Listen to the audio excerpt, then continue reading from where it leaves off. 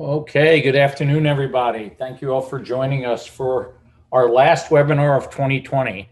It might be the last one, but I think this will be my favorite because we actually have two of my favorite people presenting today, so it'll be interesting. While it's been a challenging year for all of us, our webinar series has been a positive addition to the value that we are bringing to our members and guests. The content for this series has come from our resource network of consultants throughout the year, but today we actually have one of our sponsors stepping in to help us with a topic. Before I introduce our speakers, I should go ahead and answer the most popular question we received during these webinars. Yes, we are indeed recording this. We'll send you an email after the webinar with a copy of the slides and a link to the MSP-Ignite YouTube channel where you will be able to watch this presentation again.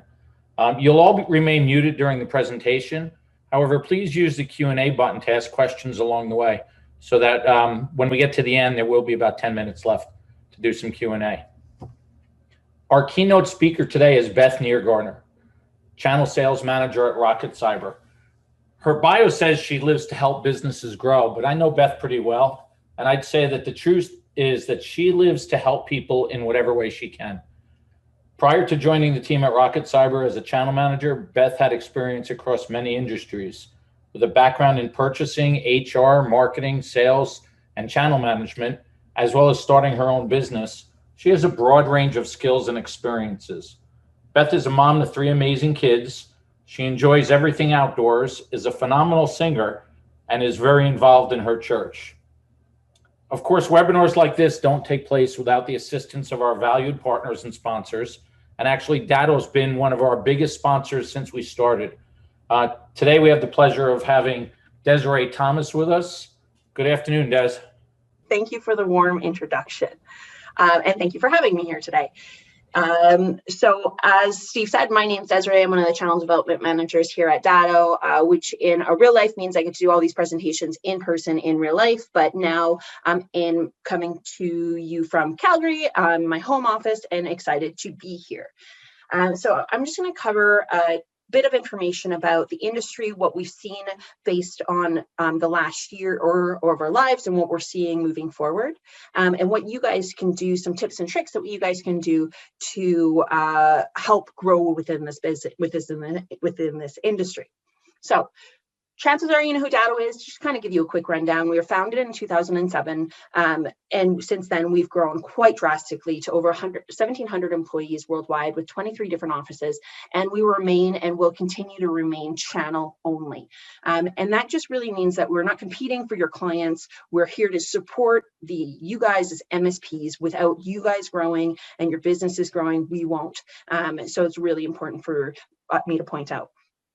So to kind of give you a rundown quickly of the different products that we offer, we have our growth products. So whether that be your unified continuity, your business backup solution, and making sure that you and your clients can be back up and running, networking, file sync and share, and then of course your efficiency products with your PSA and RMM. If at any point in time you want to discuss products with me, please reach out at any point in time. I'm not going to go into detail with those. So I wanted to highlight the Datto's State of the MSP report. We do this report every single year, and we released this one early in March and then actually redid it again during the COVID moments that have been the last 200 and so days of our lives.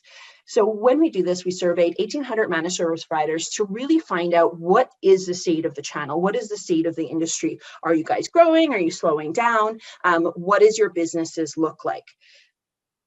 When we did this, we really wanted to, for the first time ever, find specific behaviors and growths that will separate you guys from your competition and then highlight that so everyone can grow together. So revenue, just a couple of slides on this. Revenue managed numbers by, when we're talking about the annual note growth, we wanted to ask you, how are you growing? Are you guys getting busier? The good news is, majority of MSPs are growing, whether that be 22% or 5%, or even a big percentage of MSPs are actually growing on that higher number of 20%. The part that I want to point out of that is it's really good to see that businesses in general, the channel across the board is growing. And I see that every day when I'm talking to end users and asking them, when you worked with your managed service provider and COVID hit back in March, what did that look like? And happily, a lot of people, even though it was a really stressful time, they are so happy that they were working with a managed service provider to go through that they're singing your praises, which I'll go through in a little bit. From there, we'll go into managed service providers after COVID. Okay, we ran this study again. You expected really big growth, but then COVID hit and everything kind of froze. The great thing is still nearly 40% of MSPs still expect their growth projection numbers to be between 10 and 20%. They expect their numbers to stay relatively the same, and we're seeing that across the board. Who are you guys? Of course, several years ago, it wasn't necessarily on that reoccurring revenue, but the biggest thing that we've seen, especially during COVID, is that managed service providers that had that monthly reoccurring revenue, they were getting through this time a lot easier. And over half of them are seeing their revenue come from that from monthly recurring revenue. And then during COVID. So as I was saying, the managed service providers during COVID, you guys have done such a phenomenal job. And the small to medium-sized business industry is seeing that. They're seeing that you are more significant than you ever have been before because you are agile, responsible, and cross-functional. You were able to keep businesses running. I spent a lot of time running our MSP Rockstar series. If you don't know anything about it, please reach out to me. I want to talk to your end users and just get them to sing your praises. And I'm having those conversations every day. I cannot say enough, the amount of work that you guys are doing is coming across. I've literally had end users on the call in tears saying how happy they were to be working with a managed service provider to going through this time. And they're talking to those other SMB industries, their friends, their people who run other businesses who didn't have such a good experience and letting them know that, hey, this is what happens if you work with a managed service provider. You have a lot of easier time. So what do we take all this information for and what do we do with it? This is when we start talking about what 2021 is going to look like. What is the MSP of the future? Up until this point in time, working from home has kind of been an uncharted time. We talked about it several years ago. We started these conversations being like, people are going to start working from everywhere. And now we actually are. So it's a great opportunity to do a home office in the book as an MSP. You now have the opportunity to offer your clients a complete set of secure tools to allow them to work productively, no matter where they are. Maybe they're working from Mexico at the beach. Who knows? Working from anywhere is now, when the statistics are coming out, we're seeing that more and more businesses are not planning on going home or going back to the office for a really long time. Datto ourselves, we have no plans to go back into the office until June 2021. That's a great opportunity to make sure that you're helping these businesses grow and keep up to date. So with an MSP, a small to medium-sized business has a lot of advantages. And you guys have a lot of advantages working with them. You're essential. That was an awesome moment in time to realize an MSP was essential in this time of need. You have the education and knowledge, you have a sustainable business model, community security, remote, and consultative. This is a great reason why the small to medium-sized businesses will continue to work with you. And the channel's COVID response was amazing. You always had a quick response, your management, security, stability. So therefore, you're able to allow all your clients return to this normalcy. And when we continue to talk on this conversation, it's just going to continue to happen because let's face it, nobody has any idea where we're going to be in 3 months or 6 months from now. So the SMB industry is looking for that guidance and they're turning to you. So this is when you have the opportunity to work into that co-managed IT. If you haven't had a chance to look at co-managed IT, I definitely recommend Bob Kopech has a couple of books that to take a look at. But these large businesses still need help, the same help that the SMB industry did. I know one of my good girlfriends, she runs an office and she's not an office manager, but the way everything fell into place. And during COVID, she did the entire IT, getting everyone from home. She doesn't know how to run a computer at all. So really stressful times. And a lot of these big businesses, that's what happened. So it's really important to know that these big businesses are still looking for guidance. And if you're working with them and not against their person who does their IT within their business, it's a great opportunity to help support them during this time. So where do you invest your time and money at this point in time? You need to be educating your community, keeping up to YouTube videos, just making sure that you are out there and you're helping let people know that you're there at any point in time. Being proactive, doing whatever you can. In every meeting I have, and people are, when they're talking about their marketing plans and what they're going to do, so the only bad thing you can do is not to try anything. Now is the time to try new techniques. Just do, say, 3-minute videos, 5-minute educational sessions, anything like that. It's got a really good feel to it, and people are spending there's so much time online that that feeling of watching something good and being able to trust someone when you're watching their content is really important. Never undervalue your service. Now is the time forever, more than anything, that people will spend money on your services because they know they need them. And with that, I just want to say, of course, we have a whole, if you have any questions or anything, wanting to know more about what we're doing during the COVID crisis, please take a look there. And then if you have any questions, please reach out to me, des@datto.com. Or we do have a ton of information that you can get a bounce back with if you just email salestools@datto.com. And with that, I would love to pass it forward to the wonderful Beth from RocketCyber. Beth, I can't wait to come visit you as soon as I can leave Canada. You're going to come see me in Texas for sure. So thank you so much, Des. You are an amazing woman and leader in the channel. So I appreciate you passing it off and getting to follow you up here. So thank you. Today, we're actually going to touch a topic that is a little touchy. A lot of people aren't sure where to go with this, and they don't want to always talk about it. So today, we're going to talk about advancing diversity while fostering a workplace that people want to be a part of. To really just dive in, part of this we want to talk about is diversity inclusion. Diversity inclusion has been huge topics. I've been on multiple panels and different webinars just talking about how to be more diverse in our culture, in our community, in our businesses. It is something that all businesses across the board struggle with, but even more so in the IT space. So it's something that we really need to be looking after, seeking after, and finding more information so that we can pursue the kind of culture that we want to cultivate for our company. If these are unfamiliar for you, I'll just go over real fast what those mean. Diversity. Diversity is referring to who we're hiring, who works for us, who we're promoting within our company. We want to make sure that our company is gender diverse, race diverse, physical ability diverse, multiple diversities that we want to make sure that we're including, not just to meet our quotas, but also to meet our culture, to make it a better culture all around. Then we're going to touch on inclusion. Inclusion is about how our employees and the people that we're hiring feel about what they're doing at the company and about that company. If somebody feels like they're included and that they have a part in that company to grow that company, that they feel valued, they're more likely to stay there. So that means that your time at the company, you're going to have less turnover, you're going to have more tenure, you're going to have people that are truly happy to be a part of what they're doing at that company. The next slide is basically benefits of diversity inclusion.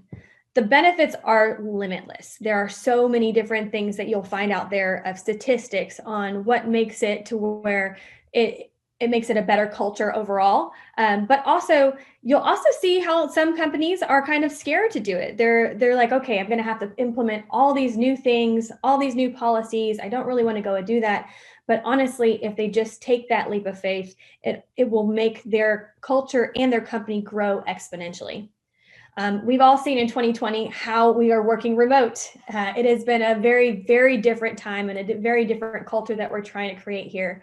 It also enhances the opportunity for us to go outside of our normal locations to find those new employees. So we can hire those employees that are not in the state that we're working in. We can hire them in different states and different countries to come be a part of this team to make it a better team. I think the best example that I can give of the benefits of diversity and inclusion would be trying to make a painting with a red color. So you have one color of red, one shade of red, and you're starting to color this painting. And there's no There's no abstract to it. There's no depth to that painting. It's all just one level. Whereas if you're doing the diversity and inclusion, you're going to get multiple levels of color. So you're going to have the rainbow colors. You're going to have red, white, blue, pink, orange, all of them into one to make a masterpiece overall. So the next part is how to get started. There's so many people that I talk to that they are like, okay, I know I want to do this, but I'm not sure of where to get started on this. So we'll go into a few things that you can do in order to get started on that. The first one I have to highlight is making a holistic strategy. This is where you're going to invite candidates from different walks of life. So not only as an interview process, but also people that you're hiring, that you have working for you. Create this culture that includes everybody. So grab people from all different types and put them together to work together to figure out what that foundation needs to be, and then what you need to hire in order to create that foundation of a diverse culture after that. Nurture your culture to be as inclusive as possible. This is a huge important item. Not only do you need to have your top level to be inclusive, but you also need to have the people that work for you to be inclusive. So that means we're going to have to put in those zero tolerance policies for discrimination and harassment, and accommodations for different things, whether that be physical impairment, religious needs, or even if it's a mother who is coming back to work for the first time since she had her child, being able to have that space to provide the room to make her feel like she's valued, to be able to still provide for her child as well as being in the workplace. The next one is to encourage referrals from current employees. We have such a great resource from all the people that work with us, that work for the company, that they can go out there and they can find amazing leads for you guys to come in and be able to find a different type of person. Not only are you taking the referrals from them, but tell them that, hey, I'm looking for somebody diverse to help us grow in our culture needs, just to make it a different type of company, not to be like all the rest of them. We want to be different in this area. Whenever you're doing your applications, make sure that the criteria on there is very present and transparent. So whoever is applying for that job or looking at that job board knows, hey, I need to make sure I'm meeting these certain skills and experiences above all else. That way I know that I'm going to be based off of these measurements. It was kind of funny. Steve and I were having a conversation, and it kind of developed into why we're doing this webinar. But he had been a part of listening to CompTIA and one of their stories. And it was about how women, when they look at a job application and are applying for a job description, they'll look at everything on that list and identify if they have met that or not. And even if they are like 1 month shy of the requirement, they will feel like they are not qualified enough for that job. So then they won't apply for that job. Whereas men, when they look at that, they say, oh, I've dabbled in that, or I've dabbled in that. So yeah, I'm an expert in that. So they'll go ahead and apply for that job, even without having nearly as much experience as that female did for that position. So make sure that it's very clear on what the skill set is for those positions.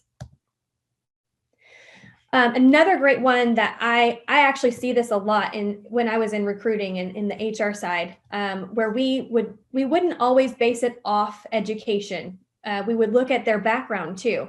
So there's so many people that are not privileged to go to college or privileged to be able to afford to go do all of these huge degrees or certifications. And when we require that as something to be hired, it kind of limits the ability to have somebody that has actually worked themselves up to be in a huge position and have all of this knowledge base. Myself, I don't have a college degree, so I didn't finish college. I had children early, but I worked myself up into different positions to get to this place that I am now, as well as getting to experience different industries across the board to be able to pull things in to see where it's best to add those culture diverse things and where to add different things in to the companies that I work for to say, hey, maybe let's try it this way. This is what I did back when I was in the telecom days. So let's see what we can do over here to help with that company culture and just expand not only in the field that I'm in currently, but things that I have been a part of as being in different teams in business. Explicitly state the job description that you're an equal opportunity employer. There are so many people that they'll look at the description, and if they do not see that that is stated, it will deter more women and diverse people from even applying for that job, because they want to work for a company that's going to be inclusive. They don't want to feel like an outcast. They don't want to feel like another number. They don't want to feel like they're not going to be heard. They want somewhere they can grow and develop. So make sure that you're stating that whenever you're doing a job post. Avoid gendered language. This one I actually see quite a bit of. We'll see the dominant, the challenging, aggressive in that job post. And that will automatically deter or discourage a woman or someone else from applying for that, just because they're like, okay, I don't fit that. That's more a masculine role, and that's not me. So I don't fit that, even though I have every single qualification that is needed on here.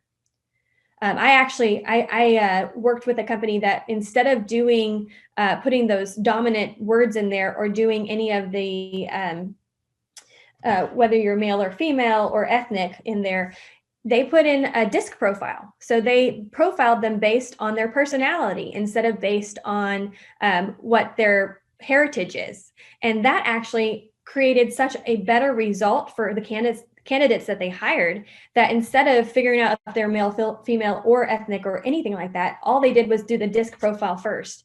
But they also did the research and knew what the best DISC profile for that position was before they went out and seeked for that position. So do it in a different way. Come up with a different way to look for these candidates. Never, ever use quotas.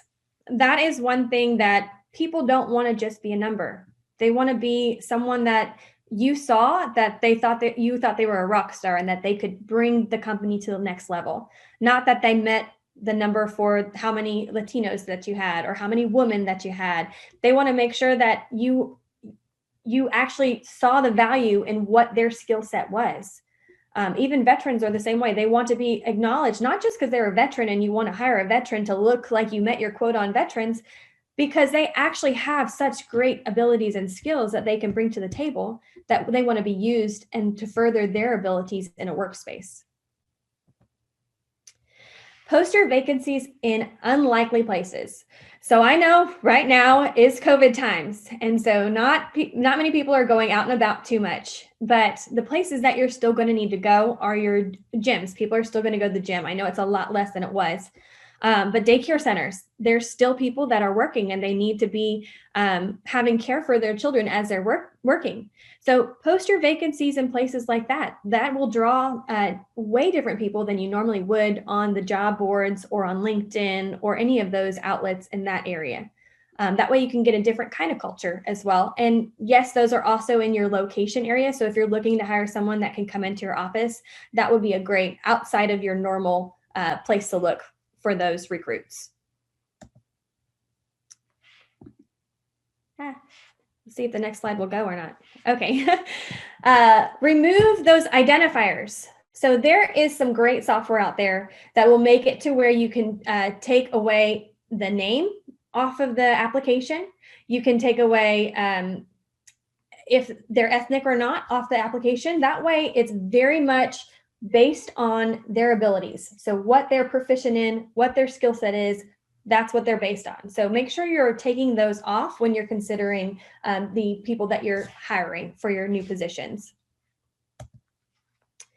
Clear your minds of stereotypes. So while you're performing these interviews, each candidate should have the opportunity to present themselves, not just go, hey, can you do this? Hey, can you do this? Hey, can you do this? There are so many times that someone's life experience can give them a skill set that you could never teach. That life experience can cultivate such a great understanding of what they need to have to do the job, way more than being taught in a classroom. So if you can clear your mind of those stereotypes and really listen to the candidate as they're talking about their life and the things that they've been through, and not just ask those questions of, what's your certification in? And do you know this? And do you know this code? Actually ask the personal. Tell me about you. Tell me about what drives you. What are your hobbies? What do you value in life? What is your main driver? That will get you to know that person a little bit more in depth and be able to identify if there's specific things about that person that could actually excel them in that role and actually grow that company to make it an even better role than it was intentionally meant to be. Prevent unilateral decision making. That's one thing I really love about RocketCyber when we do our hiring process. We don't just have one person doing the interviews or the executives only doing the interviews. What we do is we have people from each group. So whether that be our dev group, whether that be our SOC group, whether that be our sales group, we have people from each group interviewing these different roles. So that way we kind of see how they blend with our culture, how they blend with our current workforce, so that we can all feel included in this decision making to make it a little bit more inclusive. And that way we get different things out of each person that interviews. So one person might think more technical in their interview, whereas another one's going to be more relational. They're going to want to know the backbone of that person and where they came from. If they have learned a lot of different things in their life and taught themselves things, or if it's just all came from education in the school. The next thing is make it easy for women and minorities to stay. That's one thing I really want to make sure that we're touching on. Once you have somebody hired that is a woman or a minority, you want to make sure that they have an environment that they feel safe, that they feel respected, that they feel valued. So how do you do that? These are some of the tips on how to do that. Compensation is a great thing, but not everybody's focused on just compensation. There's some people that they value the time off over the compensation, or they value being recognized, so having that award over the compensation. So make sure that you're adapting to what your people have as their reward base. Like, do one of those surveys to find out what their reward system looks like. There's so many different ones out there that you can do that would help you utilize and say, okay, for this person, I need to make sure that I'm giving them kudos and praises and giving them accolades for the things they're doing. Whereas this person, they don't care about those accolades. They just want to see that they're compensated properly. You need to engage everyone in the process. So make sure that your whole team is on board with making sure that we want to keep everybody as a loving environment, or more encouraging the family type environment. So don't make anybody feel like they're overlooked or just a token.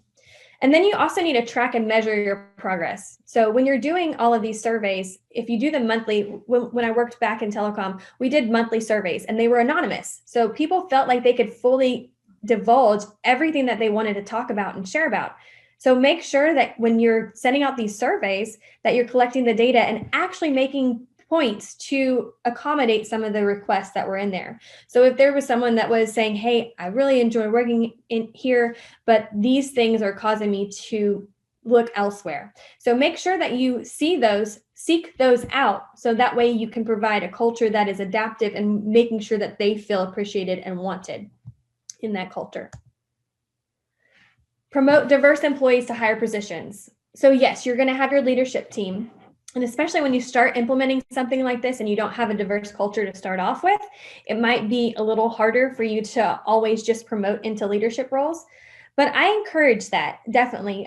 They want to see that leadership role to be diverse, as well as also see your other leadership come behind that diverse role and support them in it.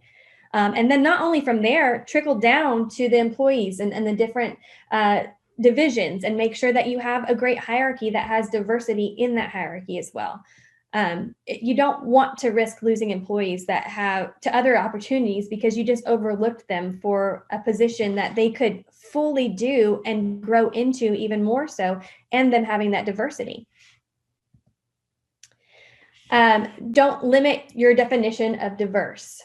So it's not just about the things that I pointed out before with the gender, the race, the sexuality. There's more. So it can be organizing and problem solving ideas. People are diverse in many ways, from where they came from, if they came from money, if they didn't. I mean, there's so many things that make people different and define their diverse culture. So make sure that it's not just based on the statistics that you hear out there that you need to make sure you're doing.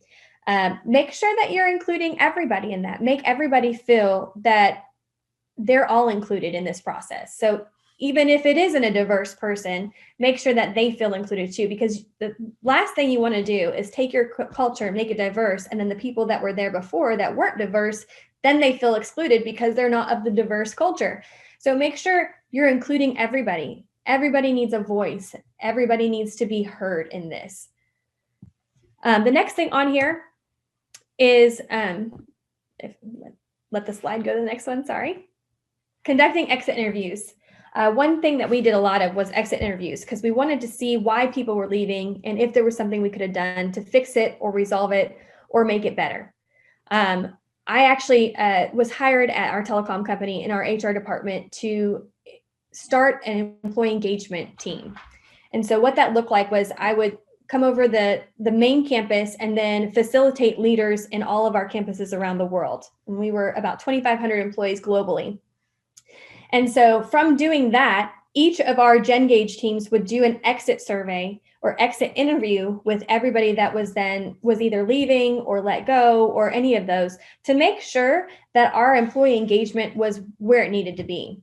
So our employee engagement teams, we would not only do the exit interviews, but we would have monthly get-togethers where we talk about, hey, how can we grow our culture in this way? Or what kind of events do we want to do this month to make everybody feel included? It would celebrate birthdays. It would go over our holiday and do our Thanksgiving and Christmas times. They would facilitate our global day of service to make people feel like we're giving back to the communities that we're working in. And then we would all come together and share these large stories as a whole with our monthly meetings as a whole with all our different teams. And we just felt like our culture overall was congruent across the board. No matter what location you were in, everybody was doing the same thing, similar things. Yes, it might be a little tweaked to that location, but overall, we all had the same culture and mindset that we were all working towards for our company to make it that type of culture, that family, to be engaged. And in conclusion, creating and sustaining a diversity is not an easy task. There are so many things that you're going to have to do, and leadership definitely needs to be on board with that and making it to be a better and more beneficial task for you. But it's so worth the effort that you put into creating a culture that people want to be a part of, that people want to have tenure and grow in that company, to retire at that company. It's crazy how many people don't have that culture anymore. They don't want to retire with their companies any longer. And honestly, the diversity is a huge key. You don't want to just hire diversity in whether that be a male or female or ethnic, but also in age. There's a lot of people that look at age as a bad thing. So the older people are not getting hired to do positions. But if you think about it, the amount of knowledge that those older people have could train somebody that's younger and grow that company in such a way that you never imagined from someone just coming out of college, though. An experience that I have with that, my dad, he was with the same company for over 35 years.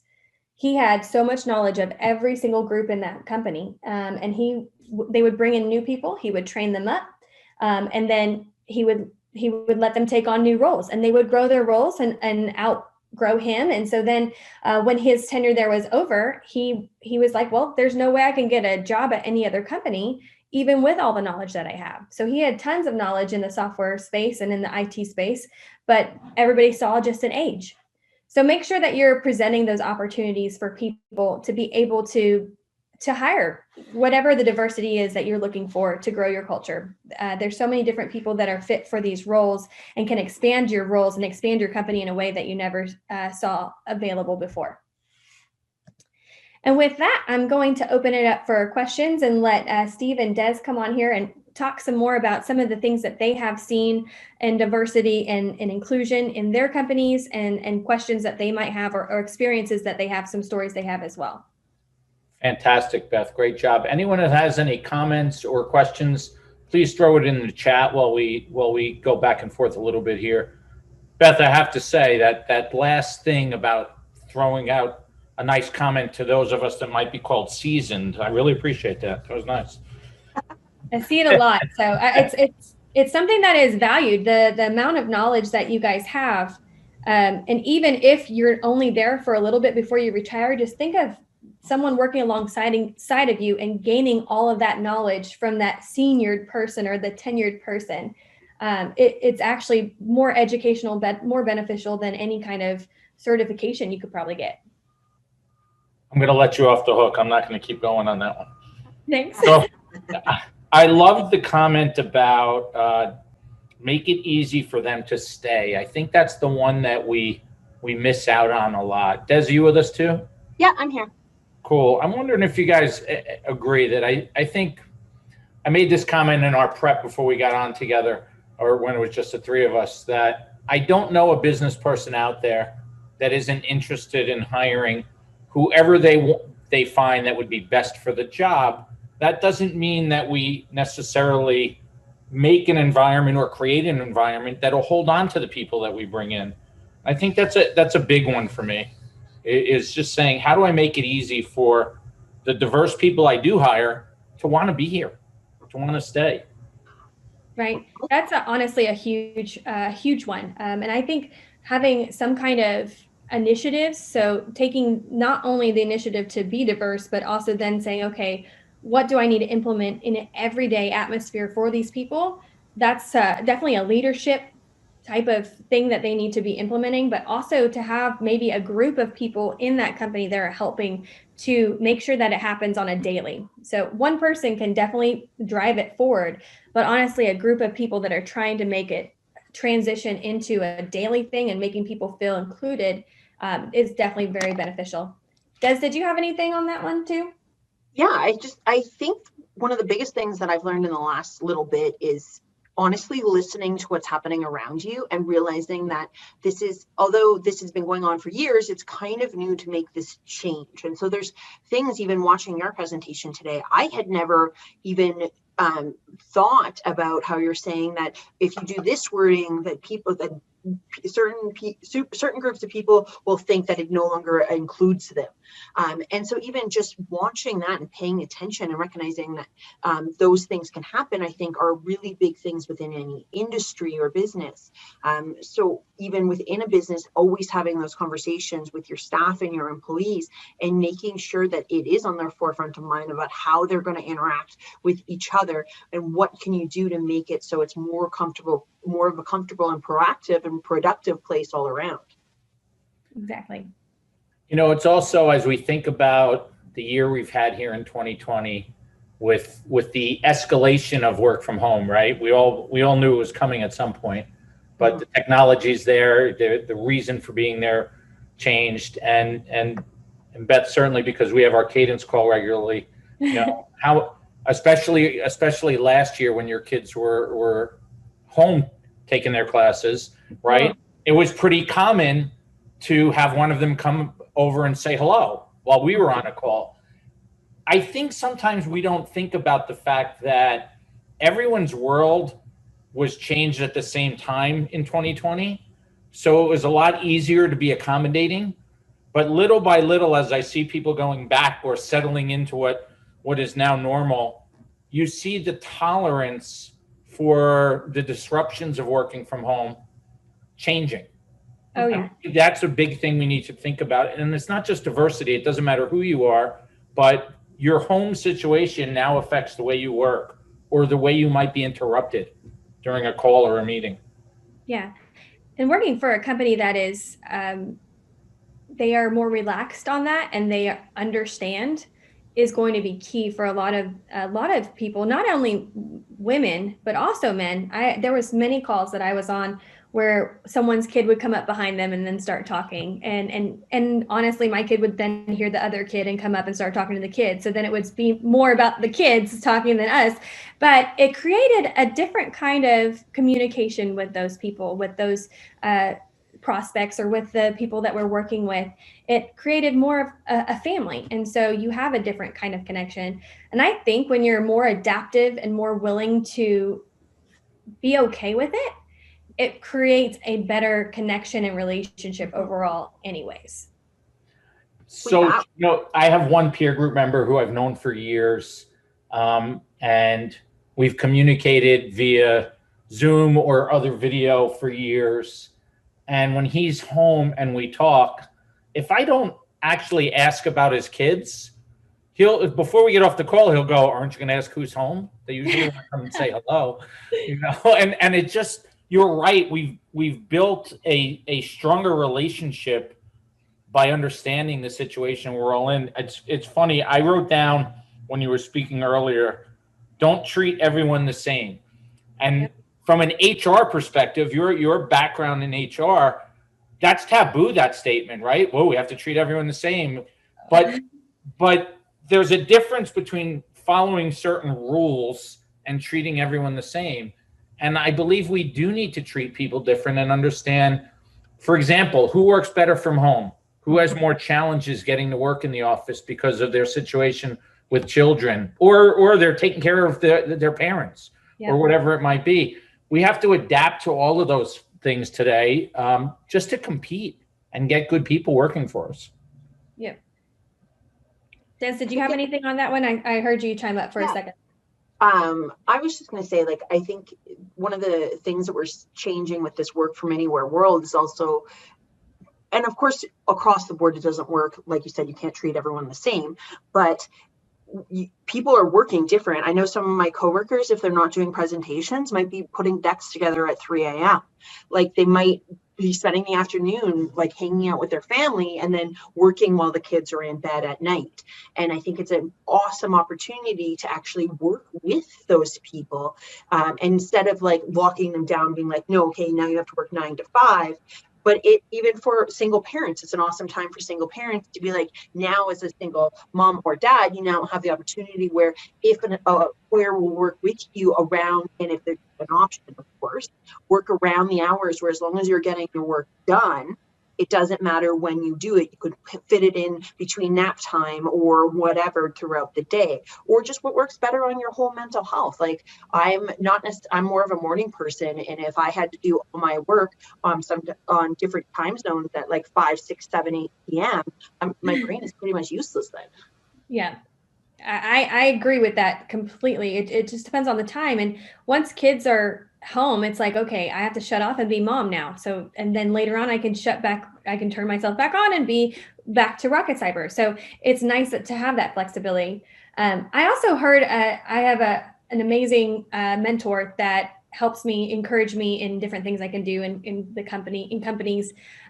What he does is he will do a book with his team, and his team can be anywhere, but that book helps them mentally and also helps them grow together as a team because they're studying something of the same that will help with their growth in the company, but also they all get to have a little bit of input of what they're learning from it. So doing different exercises like that to help engage and keep your employees still connected during this time, I think is a huge asset when you're trying to create a culture that's connected and still diverse. No, that's a great point, Beth. It's funny that as you were talking, both of you were talking about the times, the time we work and when we work. We actually have to open ourselves up to understanding that and having the conversation with our staff, because there's two sides to it, right? The person that works overnight preparing presentations or reports or whatever has to understand that the person that isn't going to be able to answer your questions when you message them in the middle of the night. Yeah. Right. And the person that doesn't work through the night needs to understand, hey, they didn't email you looking for an immediate answer. They know you were sleeping and they don't expect you to wake up and answer. And that's okay too.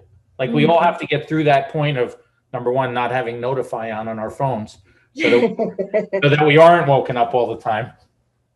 John that works for me is laughing at that one because we've had situations where he sent emails at all hours and I get woken up. So I've got to learn. But and to go to the diversity point, it's about being tolerant of people, right? No matter where they are and what they do, and not just tolerant, but accepting of the different work styles. Hey, Beth, you made the point about posting jobs in different places, which I loved.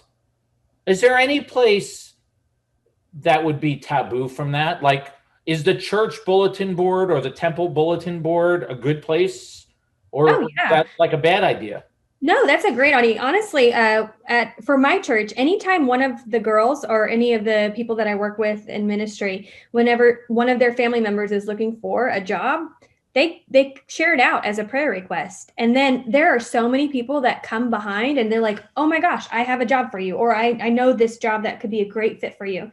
So if this was already sent out there and out on their job boards or out on their website. I know some churches do offer, hey, this is our job listings of open options that our people in our congregation are looking for. I know that is something that there is out there, but posting the job out there would be a great resource, especially if you're super involved in a church, even if you're not, to get that kind of a different kind of person as well. Yeah, I love that. And then also I wrote down that, many of us do certain perks or team building exercises or just that happy hour once a month. I think we have to start rethinking those as well, right? And saying, how do we make sure that we're being welcoming to everybody? Oh, yeah. Because not everybody can stay after to do that happy hour. They have families at home that they have to get kids or they have to do that and this. And then they feel like they aren't a part of it or they're missing out. And so then they're not as included for the next one. So if you implement things that are maybe 30 minutes out of the day, I know everybody has a crazy busy schedule, but 30 minutes is not very long. And do some kind of team building that includes everybody, whether that be on a Zoom call or, hey, we're going to read this book at this point in time, or, hey, we're going to go and watch this video, whatever that might be. It will help everybody feel like they're part of the team. So one of the things as a team that we've been doing with in BizDev with Datto is we have a bi-weekly happy hour, but it's at my time, it's at 2 p.m. Mountain Time. So it kind of works with everybody across the US, Canada. And in it, we do 20 questions about each other. And so everyone submits a question. And then it's this contest that we constantly have between who knows each other better. And it just has made us, I know more about my coworkers than I ever would have prior to COVID, because prior to that, I never would have hung out with them because I'm traveling so much. Right. So it's one of my favorite things. And I've made Rob promise that we'll continue doing it moving forward, because I think it's a great time for that team building and then interacting with each other. That is awesome. Like, and you're one of the coolest people I know, especially in the channel, with all the different things that you do. And if you guys don't follow Des on social, you need to. She is so talented in so many different ways, whether that be crafting, whether that be food, whether that be just talking. You are one of the most fun people to follow on social. So I definitely recommend that. And I found out so many things about you through us just being quarantined. I actually know you better now than I did when we were on the road. So that's exactly. And I think that where we are now, like Steve, you're saying sometimes not happy hours, but even we've talked before within the channel, you have those, we have a coffee hour, because we recognize that happy hours don't always work for everyone. And Beth, exactly. I agree with you. I know more about you than I ever would have, unless we were traveling on the same circuit or something along that lines, because we are working and we're talking with prospects and partners. Whereas now we've managed to find a way to interact with each other. And I think across the board, I talk to different MSP partners and even end users. They're doing the same kind of ideas. They're thinking out of the box and trying to figure out ways how to not just work together, but how to build relationships outside of not necessarily being one-on-one and seeing someone's face in person, which is different. Yeah, very different. Des, I'm smiling as you say that, and I'm thinking about our conversations, yours and mine, over this last 9 months. We've had business conversations early in the morning because you're a morning person and I'm 2 time zones ahead of you, and it worked. But how many times did we have those long conversations when I was on my after work walk? Yeah, right? I'm sitting at the pub. Yeah, exactly. And I'm thinking about that and I'm saying, yeah, that is how we connect, right? As we do all of these things. Yeah, and I don't know, like I said, if you're going to learn anything from all of this, is to try something different. And there's sometimes, like, whether it be work-wise, like, I've been invited to events where they do murder mystery nights, or they do wine tasting, or different things, or games night. We're doing virtual games night, trying with stuff like that with your teams, or even with your network, and then the bigger, like outside of your network, which would what I be considered like Datto, and then the channel, and then even bigger than that, the vendors and so on and so forth. It's good to try out those new things because you learn so much that you can bring back into your life. Like now, because of things like that, we do games night on once a week with our family. Right. Fantastic. Guys, great job. Beth, fantastic. As always, Des, likewise. Here's contact information for everybody if anyone needs to. Reach out. Please reach out to Des if you'd like more information on the state of the channel reports. And Beth did not do a commercial because she was here for content, but RocketCyber is a phenomenal company that I believe everybody in the industry should be checking out. And she'll be happy to talk to you about her company as well later on. I want to thank you both for participating. Thank everyone else for joining us. And guys, I don't think we're going to talk again officially anyway throughout the rest of this month. So have a great end of the year. I think we're all looking forward to 2021, starting off with a new light. Let's hope we get there. Thank you, Steve. Thanks, everyone. Thank you so much, everyone. Have a good day.